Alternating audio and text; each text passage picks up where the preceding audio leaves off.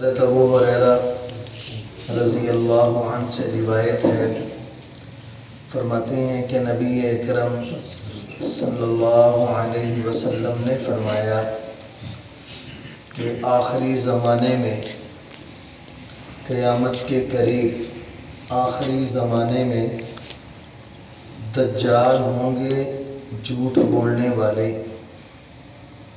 تمہارے پاس نئی نئی باتیں، نئی نئی احادیث لے کر آئیں گے جو نہ تم نے پہلے سنی ہوں گی، نہ تمہارے باپ داداؤں نے پہلے سنی ہوں گی۔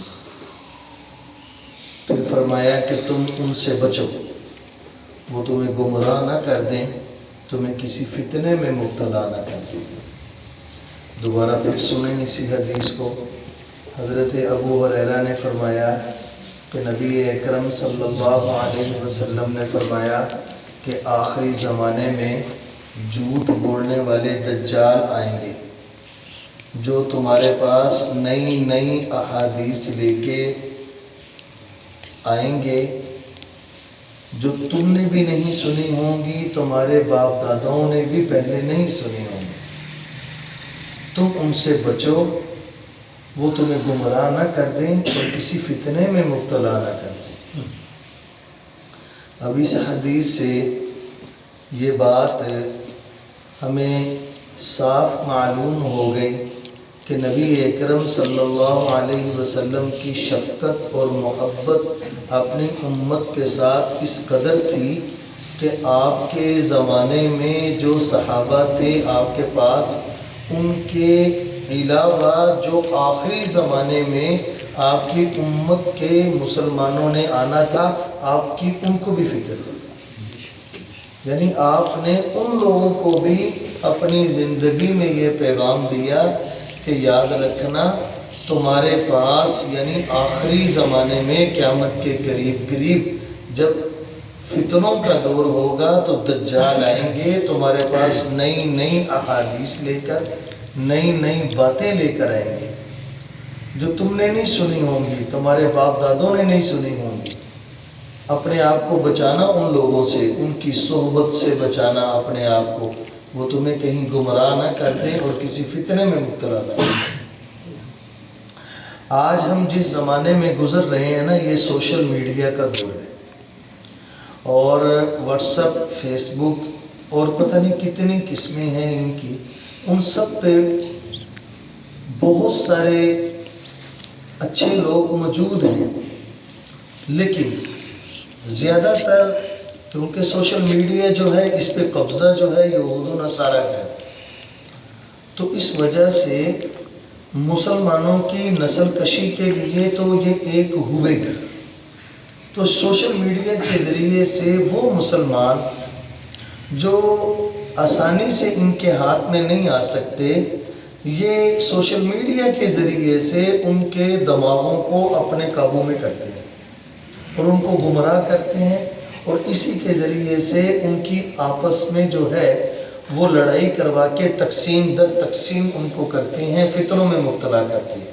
قادیانی ہیں، اہل تشیعی ہیں، یہودی ہیں، عیسائی ہیں، ہندو ہیں، یہ کوئی بھی مسلمانوں کو نہیں چاہتا۔ یہ سارے کے سارے مسلمانوں کے بھی خلاف ہیں، اور مسلمانوں کا یہ جو ملک پاکستان ہے اس کے بھی خلاف ہے۔ اس وجہ سے ہماری عبادات میں جو نماز ہے اس کے بارے میں وہ کوئی نئی بات تو نہیں کر سکتے کہ جی نمازیں 6 ہیں یا نمازیں 8 ہیں یا نمازیں 4 ہیں، یا رمضان المبارک کے روزے ہیں، ان کے بارے میں بات تو نہیں کر سکتے کہ وہ روزے 31 ہیں، 32 ہیں، 40 ہیں یا 25 ہیں، 20 ہیں، ایسا تو نہیں کہہ سکتے۔ یہ جو وہ مسائل جو نبی پاک صلی اللہ علیہ وسلم سے اب تک تواتر کے ساتھ چلتے آ رہے ہیں، یہ ان کو نہیں چھیڑتے۔ یہ اس کے علاوہ جو ہمارے ایسے جو جن کو مسلمانوں نے عبادت نہیں سمجھا لیکن ان کو عبادت بنا کے پیش کرتے ہیں کہ یہ اس طرف لگے رہے۔ اور میں سوشل میڈیا پہ کسی جگہ پہ میری نظر سے گزرا آج یا کل کہ آج 27 رجب ہے نا، آج شروع ہو گئی ہے نا 27 رجب آج کی رات. تو نبی اکرم صلی اللہ علیہ وسلم کو اللہ پاک نے آسمانوں کی سیر کروائی، اللہ پاک نے مسجد حرام سے مسجد اقصی کی سیر کروائی اور جنت جہنم بھی دکھائی، اور ان کی جو نعمتیں ہیں اور جہنم کے جو عذاب ہیں اس کو بھی دکھایا. یہ ساری چیزیں جو ہیں یہ نبی پاک صلی اللہ علیہ وسلم کو معراج کی رات اللہ پاک نے دکھائی.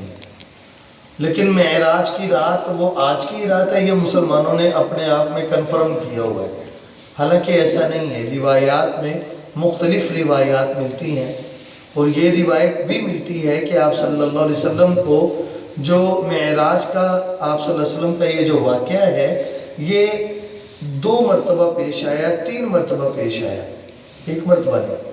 اور رجب کے اندر بھی تاریخ ملتی ہے، شوال میں بھی ملتی ہے، ذی الحج میں بھی ملتی ہے، حتیٰ کہ رمضان میں بھی ملتی ہے. یہ ضروری نہیں ہے کہ رجب نہیں ہے. لیکن یہ جیسے کہتے ہیں کہ نبی پاک صلی اللہ علیہ وسلم کی زندگی جو ہے وہ 50 سال ہو گئی، ہجرت سے 3 سال قبل جو ہے وہ آپ صلی اللہ علیہ وسلم کو معراج کا واقعہ پیش آیا. اس میں بھی روایات ہیں. بعض فرماتے ہیں کہ نبی پاک صلی اللہ علیہ وسلم کی عمر اس وقت 50 نہیں بلکہ 51 سال تھی، 52 سال تھی. بعض نے فرمایا ہجرت سے 6 ماہ پہلے، بعض نے فرمایا 8 ماہ پہلے، بعض نے فرمایا 11 ماہ پہلے. یہ روایات ہیں جو احادیث کی کتب میں ملتی ہیں ہمیں. تو لیکن اس واقعہ کا تعلق جو ہے وہ ہماری عبادت سے نہیں ہے. معراج کا واقعہ جو ہے یہ اللہ پاک نے سابقہ انبیاء کو معجزات عطا فرمائے ہیں. نبی اکرم صلی اللہ علیہ وسلم کو بھی معجزہ عطا فرمائے، اور جیسے سابقہ انبیاء کو معجزے بڑے بڑے بھی عطا فرمائے تو میرے اور آپ کے پیغمبر کو بھی اللہ پاک نے بڑے بڑے معجزات سے نوازا. معجزہ کہتے ہیں کہ جو ایسا عمل کہ جو خلاف عقل ہو، یعنی کہ عقل کا ادراک جو ہے وہ نہ کر سکے، عقل اس کا ادراک نہ کر سکے مکمل طور پہ. حضرت موسیٰ علیہ السلام کو اللہ پاک نے معجزہ دیا کہ موسیٰ علیہ السلام کے ہاتھ میں لاٹھی تھی، ڈنڈا تھا، اللہ پاک نے کہا اس کو پھینکو، پھینکا تو وہ سانپ بن گیا، بڑا اژدہا بن گیا. یہ معجزہ تھا. حضرت ابراہیم علیہ السلام جو تھے وہ نمرود نے دشمنی کے اندر حضرت ابراہیم علیہ السلام کو بھڑکتی ہوئی آگ میں پھینکا. ابراہیم آگ کا کام ہے جلانا، لیکن ابراہیم علیہ السلام نہیں جلے. یہ معجزہ تھا. حضرت داؤد علیہ السلام اللہ پاک نے ان کو یہ معجزہ عطا فرمایا کہ لوہے کو اپنے ہاتھ سے موڑ دیتے تھے جیسے مرضی. سلیمان علیہ السلام کو اللہ پاک نے یہ معجزہ عطا فرمایا کہ وہ ہوا کے اندر اڑ سکتے تھے، جنات ان کے تابع تھے، پرندوں کی بولیاں ان کو آتی تھی. عیسیٰ علیہ السلام کو اللہ پاک نے معجزہ عطا فرمایا کہ جو نابینا ہوتا تھا مادرزاد وہ اس کو صحیح کر دیتے تھے، کسی کو کوڑ کی بیماری ہوتی تھی اس کو صحیح کر دیتے تھے. یہ معجزہ تھا. اللہ پاک نے میرے اور آپ کے پیغمبر کو بھی بڑے معجزے عطا فرمائے، اور میرے اور آپ کے پیغمبر کی فضیلت جو ہے وہ سابقہ انبیاء سے کئی گنا زیادہ ہے. اس وجہ سے آپ کو جو معجزے ملے وہ معجزے بھی قیامت تک. ایسا نہیں ہے. مثال کے طور پہ موسیٰ علیہ السلام کا معجزہ تھا لاٹھی کا پھینکنا اور اس کا اژدہا بن جانا. میرے پیغمبر کا معجزہ تو آج بھی معجزہ ہے. قرآن پاک کے بارے میں نبی پاک صلی اللہ علیہ وسلم نے کفار سے کہا جو اس وقت کے مشرکین تھے کہ تم اگر کہتے ہو کہ یہ اللہ کی طرف سے قرآن نہیں آیا تو اس جیسی ایک صورت بنا کے لے آؤ، اس جیسی کوئی ایک آیت بنا کے لے آؤ. تو یہ قرآن کا معجزہ آج تک باقی اور قیامت تک باقی رہے گا. آج بھی یہ چیلنج اسی طرح موجود ہے کہ کوئی اب بھی اس کے مقابلے میں بنا کے لے آئے، نہیں بنا سکتا. نبی پاک صلی اللہ علیہ وسلم کی مٹھی کے اندر وہ کنکر بولے، انہوں نے کلمہ پڑھا. آپ نے درخت کو اشارہ کیا، وہ زمین کو چیرتا ہوا آپ کے قدموں میں آیا. آپ کی انگلیوں سے پانی کے چشموں کا جاری ہونا، آپ کی انگلی کے اشارے سے آسمان کے اندر چمکتا ہوا چاند جو ہے وہ 2 ٹکڑے ہونا، اسی طرح یہ معجزہ تھا کہ اللہ پاک نے اپنے محبوب کو آسمانوں کی سیر کروائی بیداری کے اندر جاگتے ہوئے۔ پہلے مسجد اقصیٰ سے مسجد حرام سے مسجد اقصیٰ لے کے گئے، پھر مسجد اقصیٰ سے اللہ پاک نے اپنے پاس بلایا۔ یہ آپ کا معجزہ تھا۔ اسی وجہ سے مشرکین نے جب آپ نے آ کے یہ بات بتائی کہ میں اللہ پاک سے ہو کے آیا ہوں، آسمانوں کی سیر کر کے آیا ہوں، مسجد حرام سے مسجد اقصیٰ تک گیا ہوں، تو مشرکین نے مخالفت کی۔ انہوں نے کہا یہ کیسے ہو سکتا ہے، یہ تو نہیں ہو سکتا۔ انہوں نے کچھ سوال پوچھے، آپ نے پھر ان کے جواب بھی دیے۔ تو یہ نبی پاک صلی اللہ علیہ وسلم کا معجزہ تھا کہ اللہ پاک نے آپ کے یہ دل کو تسلی دینے کے لیے آپ صلی اللہ علیہ وسلم کی ام المؤمنین زوجہ محترمہ حضرت خدیجہ الکبریٰ یہ وفات پا گئی، اور یہ آپ صلی اللہ علیہ وسلم کا بڑا پیار تھا ان سے، یہ موقع پہ آپ کو تسلی دیتی تھی۔ پھر اس کے بعد ابو طالب یعنی حضرت علی رضی اللہ عنہ کے والد محترم آپ کے چچا جان، ان کی وفات ہو گئی۔ تو آپ صلی اللہ علیہ وسلم غمگین تھے۔ اسی آپ صلی اللہ علیہ وسلم کی غم کی حالت کو دور کرنے کے لیے، تسلی دینے کے لیے بعض روایات میں یہ بات ملتی ہے کہ اللہ پاک نے جبرائیل علیہ السلام کو دنیا میں بھیجا اور کہا کہ جو محمد کو میرے پاس لے کے آؤ۔ جبرائیل علیہ السلام آئے اور آپ آرام فرما رہے تھے۔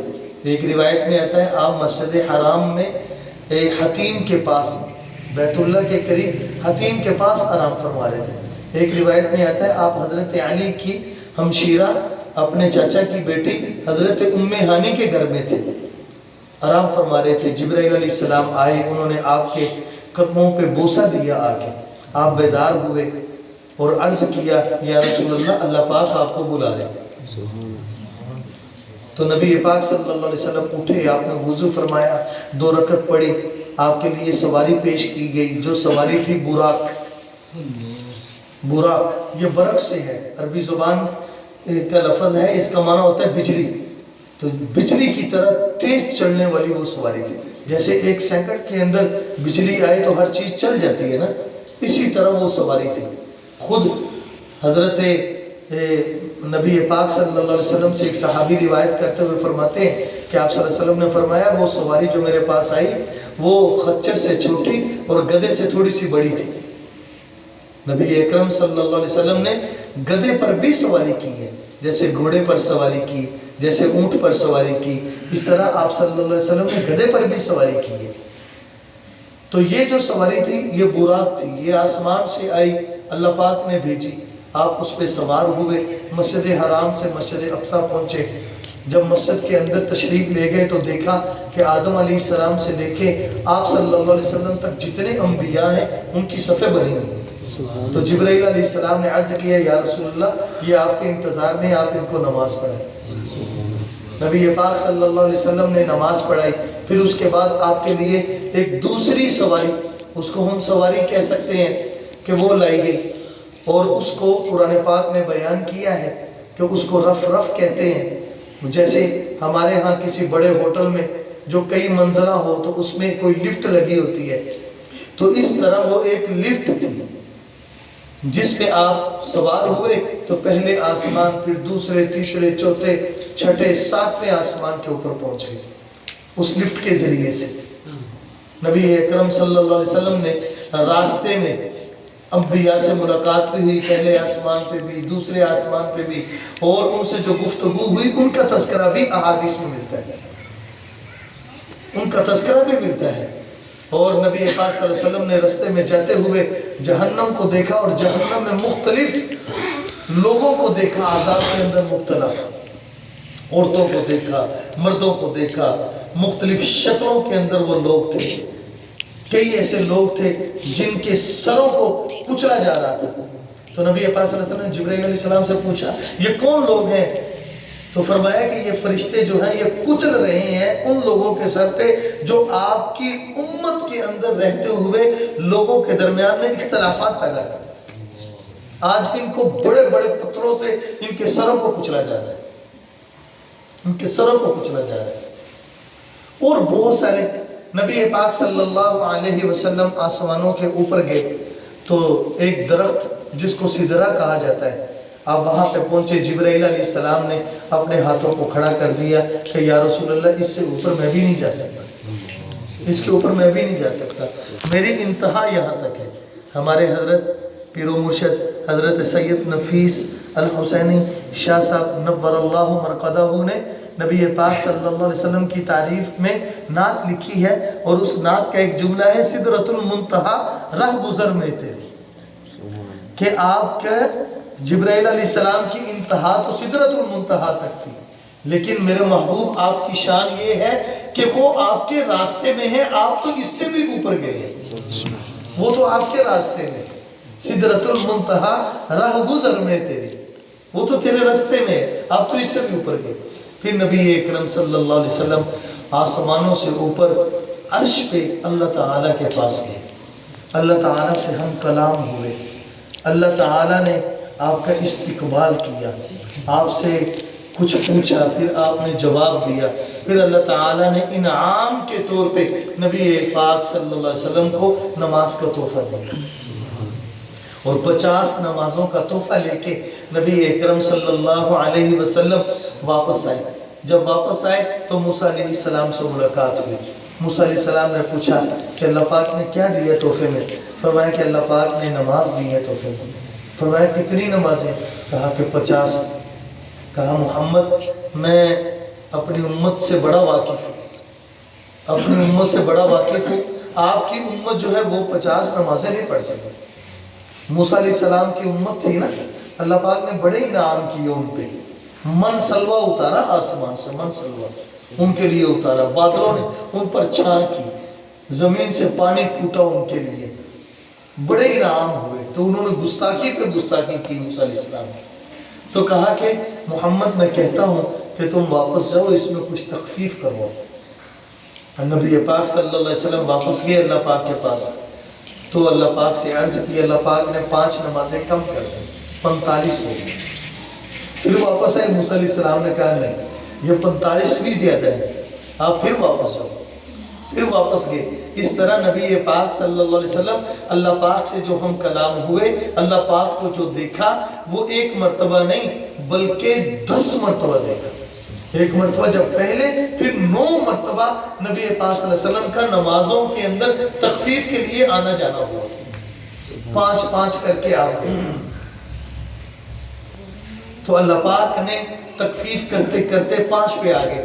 جب 5 نمازوں کو لے کے حضرت محمد صلی اللہ علیہ وسلم واپس آئے تو موسیٰ علیہ السلام نے کہا کہ نہیں، یہ 5 نمازیں بھی جو ہے آپ کی امت نہیں پڑھ سکے گی، آپ اس میں مزید تخفیف۔ نبی اکرم صلی اللہ علیہ وسلم نے فرمایا موسیٰ مجھے شرم آتی ہے کہ اب اس سے بھی میں کم کروں۔ تو یہ نماز کا تحفہ لے کے نبی پاک صلی اللہ علیہ وسلم دنیا میں آگئے، اور اللہ پاک نے یہ اعلان فرمایا کہ محمد تیری امت پڑھے گی تو 5 نمازیں، لیکن ان کو ثواب جو ہے وہ 50 نمازوں کا ہوگا۔ آج 1 نماز جماعت کے ساتھ پڑھنے والا جو ہے اللہ پاک اس کو 25 نمازوں کا ثواب آتا ہے۔ یہ نماز نبی پاک صلی اللہ علیہ وسلم کو تحفہ ملا، اسی وجہ سے نبی اکرم صلی اللہ علیہ وسلم نے اس بارے میں بڑی سختی فرمائی، نماز کے بارے میں بڑی سختی فرمائی۔ فرمایا کہ نماز تو مومن کا معراج ہے، نماز جو ہے فرمایا میری آنکھوں کی ٹھنڈک ہے۔ فرمایا نماز یہ ایسی چیز ہے جس کے ذریعے سے ایک مسلمان اور کافر کے درمیان میں فرق ہوتا ہے، یہ نماز فرق کرنے والی ہے۔ اللہ پاک نے قرآن پاک میں 109 آیات میں بغیر کسی اشارے کے واضح طور پہ نماز کا حکم دیا ہے قرآن پاک میں، اور تقریباً 900 آیات میں اللہ یہ 700 آیات میں اللہ پاک نے اشارتاً کنایتاً نماز کا حکم دیا ہے، نماز پڑھنے کا حکم دیا ہے۔ حضرت عمر رضی اللہ عنہ جس وقت امیر بنے، خلیفۃ المؤمنین بنے، تو انہوں نے جتنے ان کے حکومت تھی جہاں جہاں تک، وہاں کے جو گورنر تھے ان کو یہ بات لکھی خط کے ذریعے سے کہ اپنی رعایا جو ہے نا ان کو نماز پہ لگاؤ، اگر کسی کی نماز درست ہوگی تو اس کے باقی اعمال بھی درست ہوں گے۔ احادیث میں آتا ہے قیامت کے دن اللہ پاک نماز کے بارے میں سب سے پہلے سوال پوچھیں گے، اگر کسی کی نماز درست نکلی تو اس کے باقی اعمال بھی درست نکلیں گے۔